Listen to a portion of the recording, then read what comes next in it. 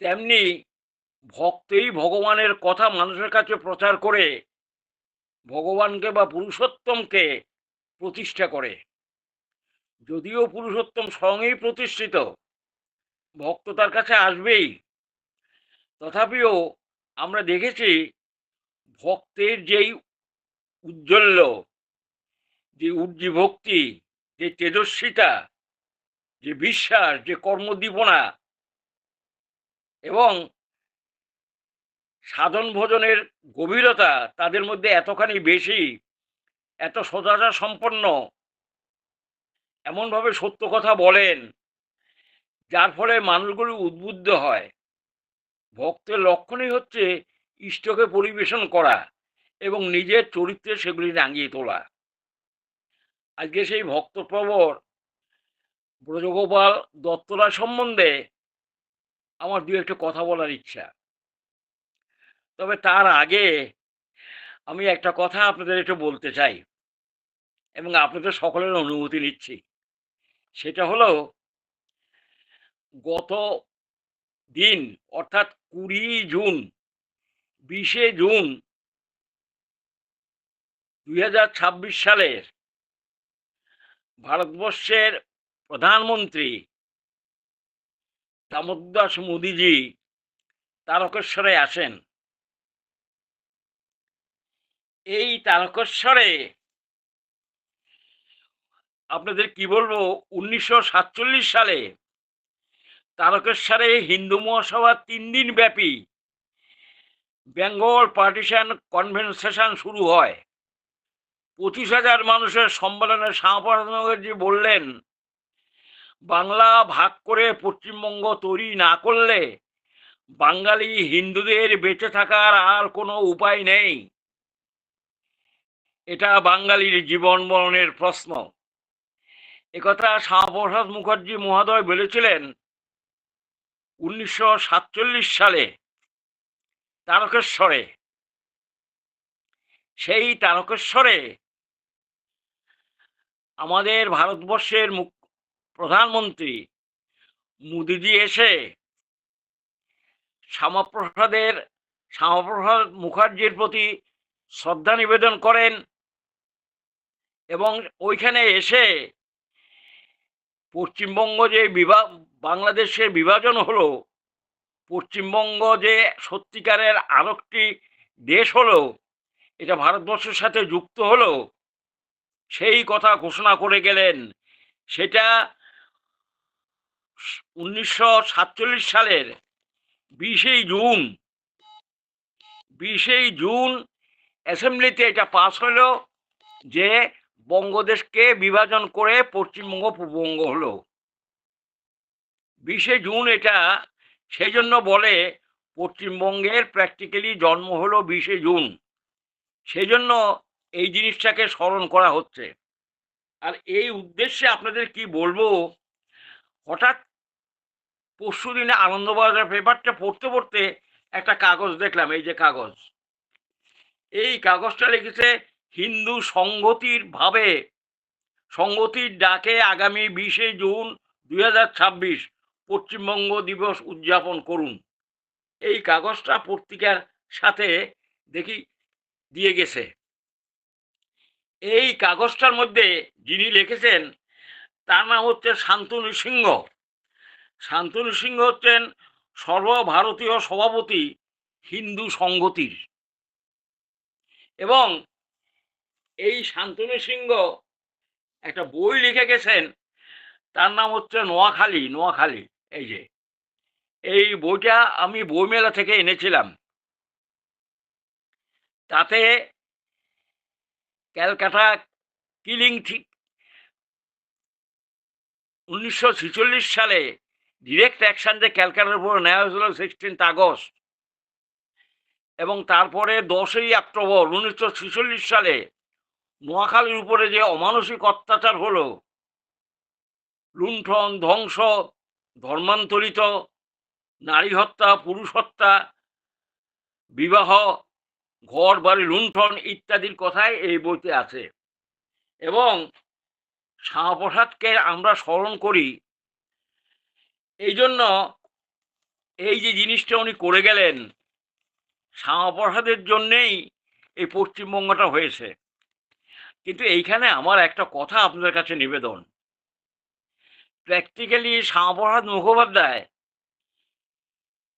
1939 সালে, 1944 সালে এবং খুব সম্ভব 52 সালে শ্রী শ্রী ঠাকুর সাথে সাক্ষাৎ করেন। 1939 সালে পাবনাতে দেখা করেন। 1944 সালে তিনি সালকিয়ার কাছে গঙ্গার পাড়ের বাড়িতে দেখা করেন। আবার এবং 1951 কি 52 সালে দেওঘরেও যান। শ্রী শ্রী ঠাকুর শ্যামাপ্রসাদকে বলেছিলেন, শ্যামাপ্রসাদের প্রার্থনা ছিল ঠাকুর ভারতকে দ্বিখণ্ডিত করার বুদ্ধিটা যা মুসলিম লীগ আনয়ন করেছে সেটা কেমন করে বানচাল করা যায়।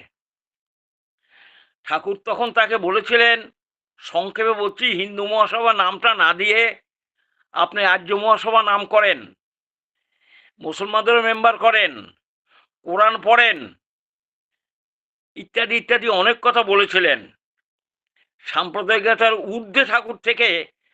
ঊর্ধ্বে থেকে শ্যামাপ্রসাদকে এভাবে বুদ্ধি দিয়েছেন। সেই যে বুদ্ধির চোটে শ্যামাপ্রসাদ হিন্দু মহাসভার নাম বাদ দিয়ে ওটা জনসংঘ করেন। কে তাকে এই বুদ্ধিটা দিয়েছিল? শ্রী শ্রী ঠাকুর অনুকূলচন্দ্র। তিনিই বলেছিলেন হিন্দু হচ্ছে একটা হিন্দু মহাসভা নাম দিলে সাম্প্রদায়িকের ব্যাপার এসে যায়। শ্যামাপ্রসাদ যখন বলেছিলেন আপনার সৎসঙ্গ হিন্দু মহাসভাতে যোগ দেন, তাতে ঠাকুর খেপে গেছিলেন। আমার সৎসঙ্গ সকলের জন্য, আপনি হিন্দু মহাসভাকে বরং নাম বাদ দিয়ে আর্য মহাসভা করেন, মুসলমানদের মেম্বার করেন, কোর্টের মধ্যে হাজার হাজার কেস ঠুকে দেন যে ধর্মান্তরদের কথা ইসলাম কখনো বলেন না, মুসলিম হযরত রসুল কখনো বলেননি। এই যে বুদ্ধিটা ঠাকুর দিলেন এবং তাকে আপ্রাণ চেষ্টা করতে বলেছিলেন যাতে মুসলমান অধ্যুষিত যেখানে বেশি লোক সেখানে হিন্দুদের এনে আমরা সেন্সাস করুন, লোক গণনা করুন। 5টা প্রদেশে চেয়েছিল ওরা আলাদা করার জন্য, সেখানে আপনি হিন্দু ঢুকিয়ে দেন। এই জিনিসটাই শ্যামাপ্রসাদ যদি করতেন, আজকে শ্যামাপ্রসাদ সারা ভারতকে, সারা পৃথিবীর মধ্যে মধ্যমণি হয়ে থাকতেন। তা যাই হোক, তিনি তবে এই যে বুদ্ধিটুকু ঠাকুর কাছে নিয়েছিলেন, আমার মনে হয়, আমার ব্যক্তিগত মনে হয় এই বুদ্ধির জোরেই ওই হিন্দু মহাসভা নাম বাদ দিয়ে জনসংঘ করেছিলেন এবং তাতে হিন্দু মুসলমান সকলেরই যোগ দেওয়ার অধিকার আছে। আবার এই জনসংঘেই পরে ভারতীয় জনতা বিজেপি নামে পরিগণিত হয়। মূল কিন্তু আমার মনে হয় সোর্সটা শেষে ঠাকুর অনুকূলচন্দ্র। আজকে এইটা আমি বললাম আমার নিজস্ব কথা থেকে, তার কারণ শ্যামাপ্রসাদ এই যে ইম্পালসটা পেল কোত্থেকে? আজ পশ্চিমবঙ্গ যে বিভাজন করলেন 20 জুন 1947-এ, এটা কার প্রেরণায় করেছিলেন? ওইখান থেকে ঠাকুরের ওই যে বুদ্ধি শুনে লোক যাতে বেশি হয়, ওই প্রভিন্সে যাতে লোক বেশি হয়, তখন 45 জন লোক ছিল হিন্দু আর 55 জন লোক ছিল মুসলমান শতকরা বাংলাদেশে।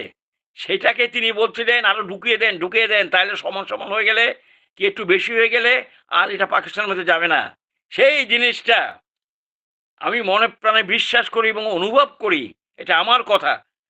শ্যামাপ্রসাদ সেটা ক্যাচ করেছিলেন, সেটা মাথায় নিয়েছিলেন এবং তার জন্যেই তিনি এই যে আন্দোলনটা করেছিলেন, পশ্চিমবঙ্গের মধ্যে যে ডিস্ট্রিক্টে বেশি হিন্দু আছে সেগুলিকে আমরা পাকিস্তান অন্তর্ভুক্ত হতে দিব না।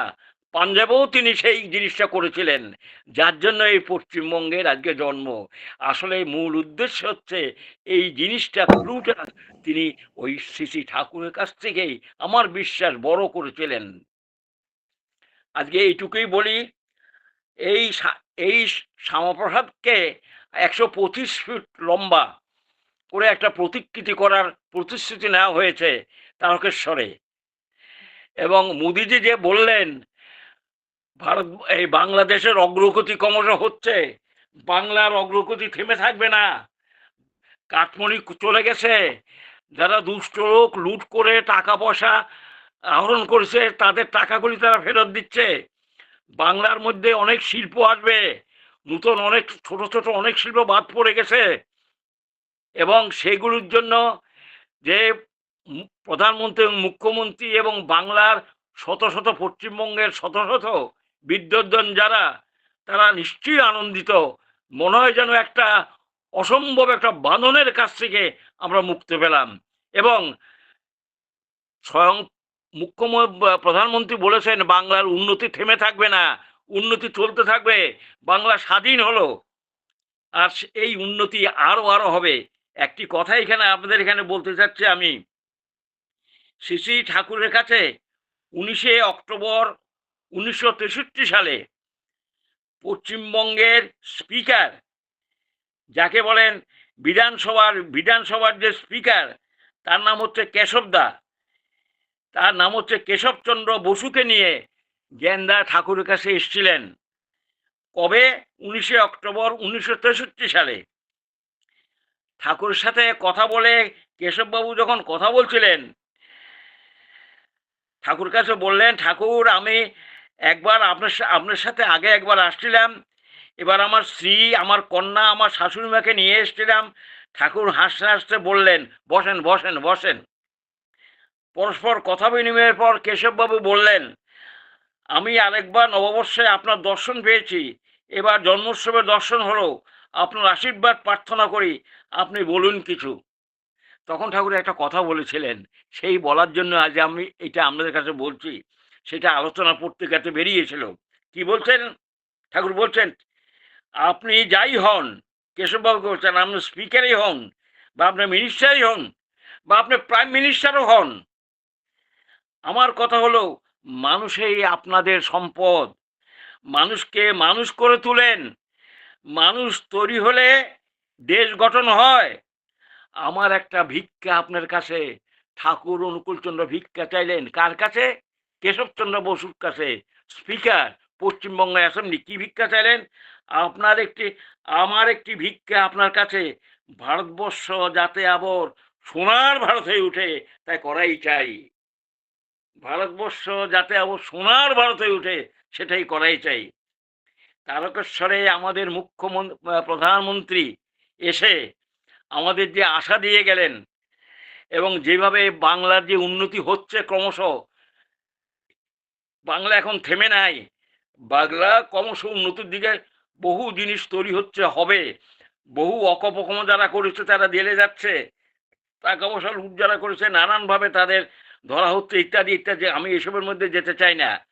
তবে এই কথা তিনি বললেন, আমাদের মুখ্যমন্ত্রী, আমাদের প্রধানমন্ত্রী, যে বাংলার উন্নতি চরম শিখরের দিকে আস্তে আস্তে অগ্রসর হচ্ছে। তাই আমার এইখানে একটা কথা, এই চরম শিখরের দিকে অগ্রসর হতে গেলে আমি যদি পারতাম, এটা আমার মূর্খের কথা, উন্নতির সবচেয়ে বড় জিনিস হচ্ছে যাতে কম্ফর্টেবল ম্যারেজ হয়। এইটা যদি মোদিজি একটু মুখ থেকে বলতেন, বা তাকে যদি কেউ কনভিন্স করে বলাতে পারতেন, সুবিবাহ যদি হয়, সুসন্তান তখনই আসে, তখনই সোনার ভারত, সোনার পশ্চিমবঙ্গ সবকিছু গঠিত হতে পারে।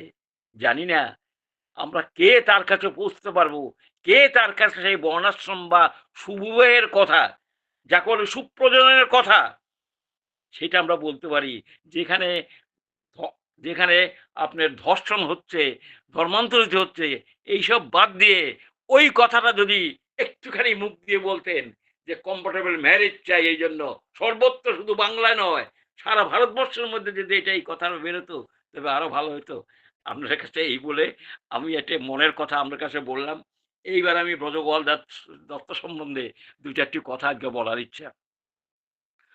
ব্রজগোপাল দত্ত রায়ের বাড়ি হচ্ছে ময়মনসিংহের বনগ্রামে। তখন সেটা তার জন্ম হয় 7ই চৈত্র 1299 খ্রিস্টাব্দে। এখন 1433 চলছে। তার জন্ম হয়েছিল 1299 খ্রিস্টাব্দে, 99 সালে বাংলা, এবং তার মৃত্যু হয় 1378 সালে বাংলায়। 8-10 বছর জীবনের লাস্ট তিনি ফাউ পেয়েছিলেন, ফাউ। ফাউ মানে তার মৃত্যু অবধারিত। 7-8 বছর, তার মৃত্যুর 7-8 বছর আগেই তার মৃত্যু হয়ে গেছিল। পরম দয়াল ঠাকুর তাকে বিশেষভাবে একটা কাজের ভার দিয়ে, কাজের দায়িত্ব দিয়ে, ব্যথা ভরা অন্তরে সেটি ঠাকুর যেভাবে সেদিন তাকে বলেছিলেন 1968-এ এবং 69-এর জানুয়ারির প্রথম দিক দিয়ে ব্যথার ক্রন্দনে যে কথা বলেছিলেন শেষে ঠাকুর, আমার মায়ের জীবনীখানা আপনি লেখেন। এই লেখার মাধ্যমে ব্রতগোপালদার আয়ু আরো 8-10 বছর বেড়ে গিয়েছিল। কুষ্টি দেখা হয়েছিল, তার মৃত্যু ছিল অনেক আগে, কিন্তু ওই লেখার মাধ্যমে ঠাকুরের ওই অনুরোধটা রক্ষা করতে গিয়ে ঠাকুরের সে গলার স্বর কি, বলার ভঙ্গিমা কি, একদিন আমি দেখেছিলাম, আপনি আমার মার জীবনী জীবনী লেখেন, জীবনী লেখেন। কয় আমি তো আপনার মায়ের জীবনী আমার বইতে লিখেছি। তাহলে যোগেন হালদারদাও তো লিখেছে, তাও যেন ঠাকুর সন্তুষ্ট হলেন না। ঠাকুর যেন বলছেন ব্রজগোপাল থেকে আলাদাভাবে জীবনী, কারণ আলাদাভাবে জীবনী লিখতে তোমরা, হ্যাঁ, সেই ব্রজগোপাল দত্তরে জন্ম হয়েছিল 1299 খ্রিস্টাব্দে ময়মনসিংহে। শৈশবে ভদ্রলোক মাতৃহারা ব্রজগোপাল দত্ত রায় আমার। বেটে মানুষটা, আমি দেখেছি দেওঘরে তাকে, কথাও বলেছি। কিশোরে তিনি পিতৃহারা, তার বাপ মারা যায় তার যখন যুবক বয়স। কলিকাতা বিশ্ববিদ্যালয় হতে তিনি বাংলাতে 2য় স্থান অধিকার করেন এবং আশুতোষ মুখার্জির খুব প্রিয় ছিলেন তিনি। এবং বিশ্ববিদ্যালয়ের বাংলার পরীক্ষক অর্থাৎ খাতাও তিনি আশুতোষ মুখার্জি তার কাছে পাঠিয়ে দিতেন দেখবার জন্য, এবং কিছু দক্ষিণাও দিতেন। সেই ব্রজগোপাল দত্ত রায় MABL পাশ করার পরে ময়মনসিংহ জজ কোর্টে ওকালতি করতে থাকেন। মানুষটা খুব বেটে, বুঝলেন তো, অনেকটা শিবাজির মতো, কিন্তু সারা তেজ কি। ওকালতি যখন করতো আমি শুনেছি তার নাতি আছে এখানে, তার নাম হচ্ছে প্রীতি গোপাল দত্ত রায়, তার নাতি। সেও খুব বিদ্বান লোক।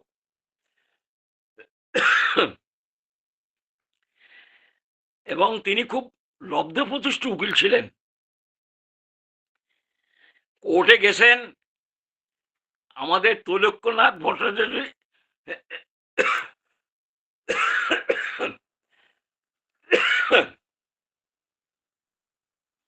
তৈলক্যনাথ ভট্টাচার্য মহোদয় এবং আরেকজন তখন ময়মনসিংহে গেছিলেন ঠাকুরের প্রচার উদ্দেশ্যে। তারা বাইরের বাড়িতে গিয়ে একটু কাগজ ডিস্ট্রিবিউশন করে। ওনাকে একটা কাগজ, উনি কাগজ টাগজ কি দেখবেন দলামশা করে নিচে রেখে গেছেন।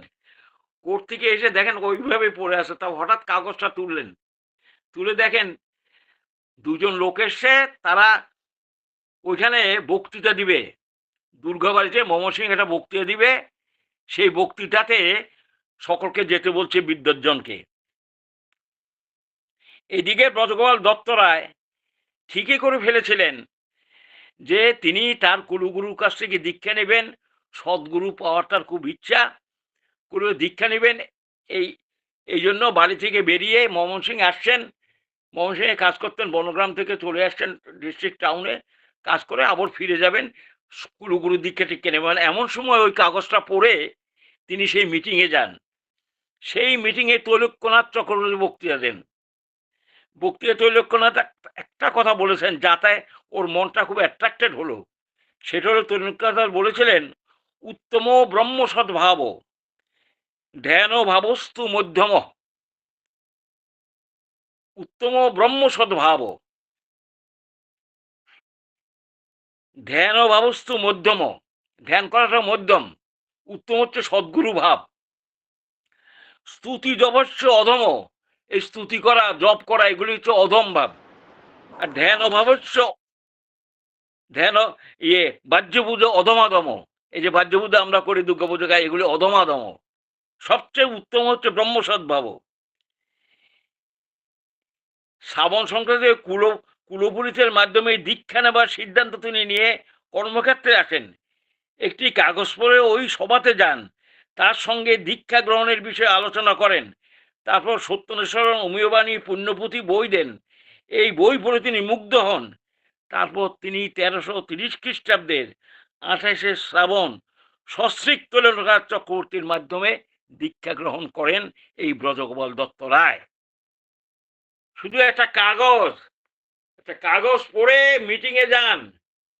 দুর্গাবাড়ি ক্লাবে মিটিং হয় ময়মনসিংহে, সেখানে আলাপ হয় তৈলক্যদের সাথে। দু একখানা বই পড়েন, মুগ্ধ হয়ে যান। ভিতরে সদ্গুরু পাওয়ার একটা প্রবল আকাঙ্ক্ষা তার ছিল, এবং এই প্রবল আকাঙ্ক্ষার ফলে তারপর তিনি 1330 খ্রিস্টাব্দে, জন্ম হচ্ছে 1299 খ্রিস্টাব্দে, আর তিনি 1330 খ্রিস্টাব্দে 28শে শ্রাবণ সস্ত্রীক তৈলক্যতার কাছ থেকে সৎমন্ত্রে দীক্ষা গ্রহণ করেন। তখন একবার মাতা মনমোহিনী দেবী ময়মনসিংহে আসছিলেন। তখন এই ব্রজগোপাল দত্ত রায় আশ্রম জীবন কাটাতে চান এই বলে মাতা মনমোহিনীর কাছে নিবেদন করলেন। মাতা মনমোহিনী দেবী বললেন, তোদের কোলে কচি বাচ্চা, অর্থাৎ রজতদা জন্মগ্রহণ করেছেন তখন, শিশু পরে পরে পরে যাবি আশ্রমে, পরে আসিস। কিন্তু তার মন যেন সইল না। 1330 খ্রিস্টাব্দে 15ই পৌষ ঠাকুরের তিনি ওখানে ব্রজদার সেখানে গিয়ে উপস্থিত হলেন পাবনাতে। 1330 খ্রিস্টাব্দের 10ই পৌষ ঠাকুর সাথে দৃষ্টি বিনিময় হলো। ব্রজদার কেন্দ্র যেন ভাবান্তর হয়ে গেল, তিনি ভূতলে পড়ে যাচ্ছিলেন। এমন সময় অনন্ত মহারাজ তাকে বুকে তুলে নিলেন। ঠাকুর বললেন, এবার যান, আবার চলে আসবেন। এবার যেতে বললো, আবার চলে আসবেন। তারপরে কোর্টে তিনি চলে আসেন, বাড়িতে ময়মনসিংহে প্র্যাকটিস করতে লাগলেন। কিন্তু কোর্টে আর মন বসে না। কয়েক মাস কোর্টে কাজ করার পরে তার জুনিয়র উকিল উমেশচন্দ্র সেনকে সমস্ত মামলা মকদ্দমা বুঝিয়ে দিলেন, এবং বাড়ির যে বিষয় সম্পত্তি ছিল ব্রজগোপাল দত্ত রায়ের, টাকা পয়সা জায়গা জমি ইত্যাদি যা ছিল, সহোদর ভাইকে বুঝিয়ে দেন। এবং তিনি 1930 খ্রিস্টাব্দের বাংলা ফাল্গুন মাসে, ওটা হলো পৌষ মাস, আর ফাল্গুন মাসেই তিনি স্ত্রী ও শিশুপুত্র সহ তার শ্রীচরণে উপস্থিত, শ্রী ঠাকুরের শ্রীচরণে উপস্থিত হলেন ব্রজগোপাল দত্ত রায় পাবনাতে। তিনি ঠাকুরের বিভিন্ন ভাবধারা উপলব্ধি করলেন। তখন কিন্তু বিশ্ববিজ্ঞান কেন্দ্র বা অন্যান্য যা কিছু দেওঘরে পাবনাতে যা কিছু শিল্প তখন কিচ্ছুই ছিল না।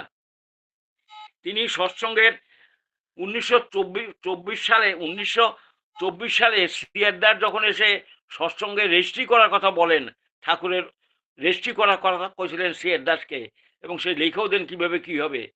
সেই সৎসঙ্গ যখন রেজিস্ট্রি হলো, তখন ব্রজগোপাল দত্তরা ছিলেন সহ সম্পাদক, আর সুশীল চন্দ্র বসু ছিলেন সম্পাদক, ফার্স্ট সম্পাদক, সেক্রেটারি, আর উনি ছিলেন অ্যাসিস্ট্যান্ট সেক্রেটারি ব্রজগোপাল দত্ত রায়। তারপরে তার পাঞ্জা টাঞ্জা হলো, প্রতিটির পাঞ্জা টাঞ্জা হলো ইত্যাদি কাজ করে তিনি চতুর্দিকে খুব কাজ করতে লাগলেন। তারপর ঠাকুর বললেন, এবং ওখানে থাকতে লাগলেন। তারপর ঠাকুর একদিন বললেন, 1939 সালে তাকে বললেন, ব্রজগোপাল দা, আপনি ওকে মানুষ করেন ছেলেটাকে, আপনি এখান থেকে চলে যান। আমি ওকে পড়ালেখার খরচাটা সব দিতে পারি রজতকে, কিন্তু আমি দিব না। আমি চাচ্ছি আপনার প্রচেষ্টায় আপনি ওকে মানুষ করেন, ওকে গড়ে তোলেন, বাড়িঘর করেন, ওকে বিয়ে চেয়ে দেন, তারপরে চলে আসবেন। এই 1939 সাল থেকে 1953 সাল পর্যন্ত, এই 14 বছর পর্যন্ত ব্রজগোপাল দা প্র্যাকটিক্যালি নিরুদ্দেশ ছিলেন। নিরুদ্দেশ মানে ঠাকুরের কথা মতো তিনি আশ্রম থেকে চলে যান, পাবনা থেকে 39 সালে পাবনা থেকে চলে যান। এই 14 বছর তিনি ওই ছেলের পড়াশোনা ইত্যাদি। আর তার ছেলে রজত বরণ দত্তরায় যে ফার্স্ট ক্লাস ফার্স্ট হয়েছিল এবং সরকারি কলেজে তিনি অধ্যাপনার কাজ করতেন। পরে তিনি প্রিন্সিপালও হয়েছিলেন। তার ভাষা, তার লেখা, তার বক্তব্য অপূর্ব, অপূর্ব কি বলবো। আর তার সাথে বিয়ে হয়েছিল। এর মাঝে একটা ঘটনা। ১৯৪৪ সালে ব্রজগোপাল দাস আসছিলেন ঠাকুরের কাছে একটা মেয়ের ফটো নিয়ে। তখন ঠাকুর বললেন, "আমি ফটো দেখবো না, ফটো দেখলে আমার পছন্দ হয়ে যাবে। আপনি ওকে আগে পড়ান, মানুষ করেন, বাড়িঘর করেন, তারপরে আসবেন। এখন আমি বিয়ের কথা বলবো না।" ফটোই দেখলেন না। আর যে ভদ্রলোক ফটো যার যার মেয়ের ফটো, সে ভদ্রলোক বলছে, "আমি লেখা পড়া বাড়িঘর আপনাকে সব দিব।" কিন্তু ঠাকুর দেখলেনই না ওই ফটো। আমি ফটো দেখাবেন না, পছন্দ হয়ে যাবে, আপনি যান, আপনি ওই করে তারপরে আসবেন। সেই ব্রজগোপালের ছেলে বিয়ে হয় চন্দ্রনাথ বৈদ্যের মেয়ের সাথে, বড় কন্যার সাথে। চন্দ্রনাথ বৈদ্য একসময় ঠাকুরের ওই দুর্ভিক্ষের সময় দেখেছিলাম, দুর্ভিক্ষ আসছে, ৪০,০০০ টাকা ক্যাশ দিয়ে দিয়েছিলেন। আর চন্দ্রনাথ বৈদ্যের জামাই হচ্ছেন ডাক্তার সুর রায়ের ছেলে। ডাক্তার সুর রায় নামকরা, এশিয়ার মধ্যে একজন নামকরা গাইনোকোলজিস্ট। যাকে আমি ওসবের মধ্যে যাচ্ছি না। তবে ১৯৪৪ সালে ছেলের বিয়ের জন্য প্রস্তাব নিয়ে আসেন ফটো নিয়ে। ঠাকুর ফটোই দেখলেন না, কথাই বললেন না। রজত দা এম এ পরীক্ষায় কি করলেন, ফার্স্ট ক্লাস ফার্স্ট হয়ে সরকারি কলেজে অধ্যাপনার কাজ শুরু করেন। বারাসতে একটি বাড়িও করেন। তারপর ১৯৫৩ সালে ১৪ বছর পরে ঠাকুরের দুটো ঘরের একটি বাড়িতে তাকে থাকার ব্যবস্থা করেন দেওঘরে। এবং দেওঘরে থেকে এর মধ্যে তিনি ঠাকুরের জীবনীও লিখেছেন। প্রথমে ঠাকুরের জীবনীটা এক খণ্ডে ছিল। সেই জীবনীটা আমার কাছে ছিল, কে যে নিয়ে গেল আর দেখি নাই। আমি পড়ে খুব ভালো লেগেছিল। তারপর ৩টা খণ্ডে জীবনীটা পরে প্রকাশ পায়।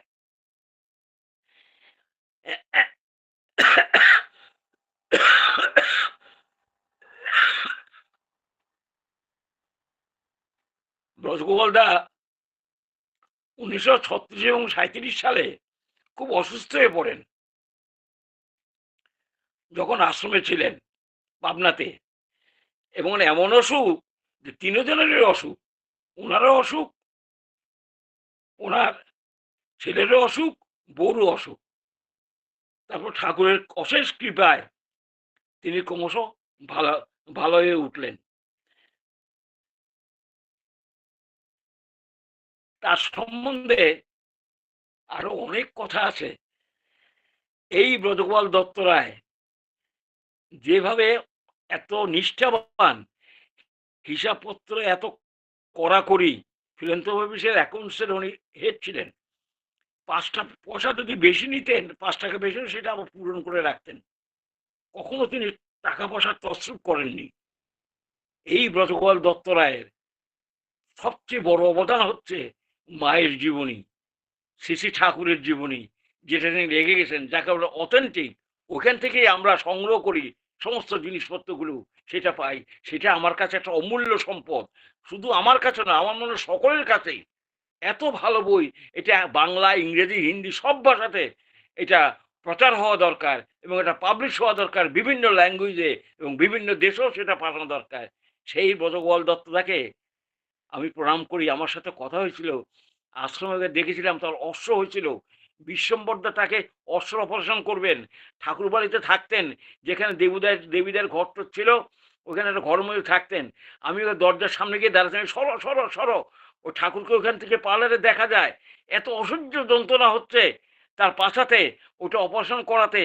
আর ঠাকুর যেন ওইখান থেকে দেখে তার ব্যথাটা ঠাকুর নিজে টেনে নিচ্ছেন। এ হচ্ছেন ব্রজগোপাল দত্ত রায়। আজকে এটুকুই বলি, পরে আরো ২-১টা ঘটনা বলবো আপনাদের কাছে। আজকে এটুকুই শেষ করি। জয় গুরু, জয় গুরু, রাধাস্বামী, রাধাস্বামী, রাধাস্বামী। জয় গুরু, জয় গুরু, জয় গুরু। অপূর্ব, অপূর্ব। আর দুটি জায়গার মানে দুজন